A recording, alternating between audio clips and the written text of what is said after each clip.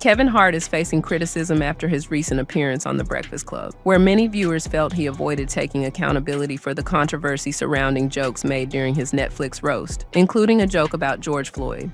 What was funny at Breakfast Club with Kevin on there? What was funny about that? Like, Charlamagne over there, key, and all that stuff. What was funny? Kevin ain't even funny.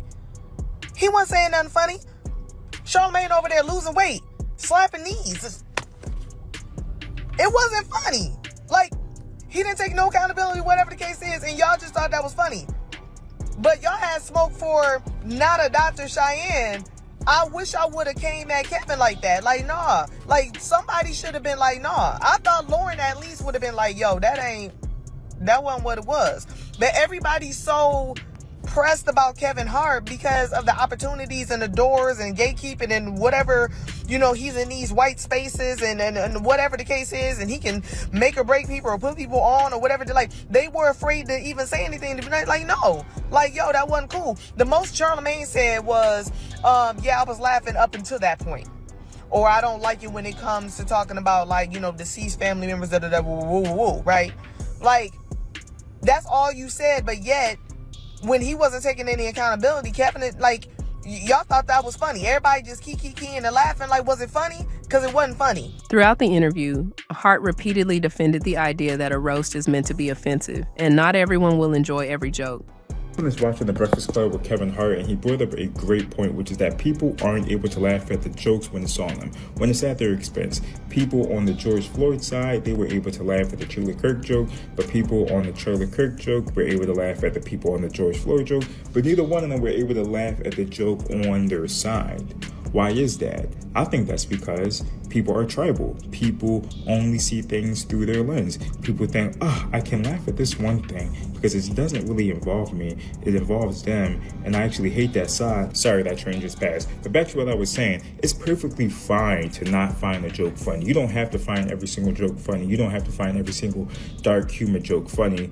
But the fact that you found one funny and you're calling for the cancellation of the other when they're very similar, to his point, it's just a lot of self-indulged people who just only see things from their lens and can only be selectively offended by shit that they either care about or don't care about. He stressed that he did not write or perform the George Floyd joke himself, arguing that he shouldn't be held responsible for another comedian's material. Kevin, your line was, "I'm sorry." Okay? The line was, "I'm sorry," and you couldn't even hit that. All right? I think there's probably a reason why we didn't see Chappelle or Chris Rock or any of your contemporaries up there is because they probably don't like you, and that's okay. But let's talk about it. You got on The Breakfast Club this morning, and you were like, hey, like, not only am I, like, not apologizing for what this was because a roast is a roast, but Tony Hinchcliffe had the best set of the night. Kevin. Not only did he do the George Floyd joke, he stuttered through it. And you calling that the best set of the night? And I'm not saying everybody else was amazing, all right? You got the who's who of... you know what I'm saying? But, like, the best set of the night? However, critics believe he missed the bigger issue.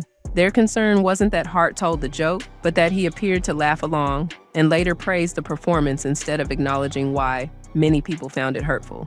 Kevin Hart, if I still was in the classroom, I would use your interview to illustrate what racial illiteracy is when you lack the ability to read and write situations pertaining to race, because there's a distinction between racial jokes and being racist. It's the difference between defending the continuity of comedy and prioritizing humanity. You a comedian, I'm a critic. I'm gonna stay in my lane, that's my ministry, and I know you was smoking dope and dog food when you literally said, yeah, but it said was good though. Y'all worry about that joke, it said was good. What?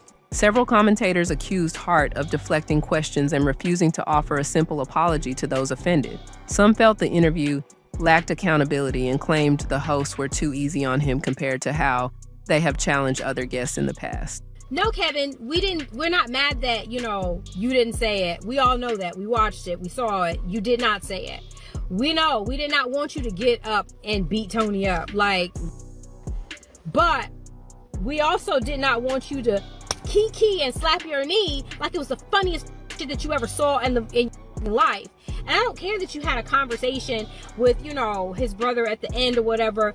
It's the fact that you made it seem like you were really, in part for the community and then thought the shit was funny. It's always so interesting how they build themselves off of Black people, and the fact that we are always like, that's one of our own, that we're gonna hype you up, we're gonna do other things until we see how you really are. But Kat tried to tell people a long time ago about Kevin, especially, like I've always said, he ain't been funny since Tori was writing for him. It is what it is. The debate has sparked larger conversations about comedy, responsibility, and where the line should be drawn when jokes involve sensitive subjects or real-life tragedies. Watched Kevin Hart's whole Breakfast Club interview, and he talked for an hour and a half. That was the longest interview about absolutely nothing. There was zero accountability. There was 100% deflection. Oh, that was a roast. Everybody doesn't like a roast. A roast isn't for everybody. Oh, Kev, they said that you didn't have no black writers. Oh, there were 7 writers, and it was so-and-so and so-and-so. Well, if there are writers and the writers are writers, then the writers will be writers. So I'm not going to pay attention to the writers not being black writers. Oh, George Floyd's family was just really upset. You were at his funeral service. I didn't tell the joke. Yeah, but they kind of wanted you to just stop it. I can't stop it because I didn't tell the joke. I'm not in charge of that. 5 minutes later, because I'm the top person in charge. Because all of this is because of me. Oh, but I didn't tell the joke. It wasn't my joke to tell. Okay, we get it. Cat Williams was right about you, and we get it. We get it. Hart's supporters argue that comedians should be free to push boundaries and that audiences don't have to support material they dislike. Kevin Hart's Breakfast Club interview basically said, it wasn't me. What do y'all want me to do? I didn't tell the joke. I didn't write the joke. It was live. It wasn't me. What do you want me to do? It's a roast. It's a roast. They talked about my dead mama, running the train on my dead mama. It wasn't me. It wasn't me. Oh, y'all so sensitive. It wasn't me. He pretty much said, I'm still getting my money. Others believe public figures should show more empathy, especially when jokes involve individuals whose families are still grieving. Kevin Hart said, if you don't like it, you don't like it. And if you don't like it, don't support it.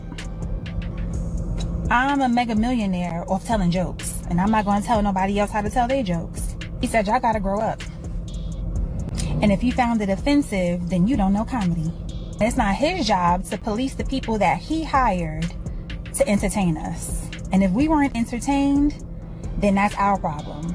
Because he's successful and he knows how to win. And he's been doing this for a long time. Excuse me. So who are we to tell him that the people that he hired can't tell those kinds of jokes? That's what he said.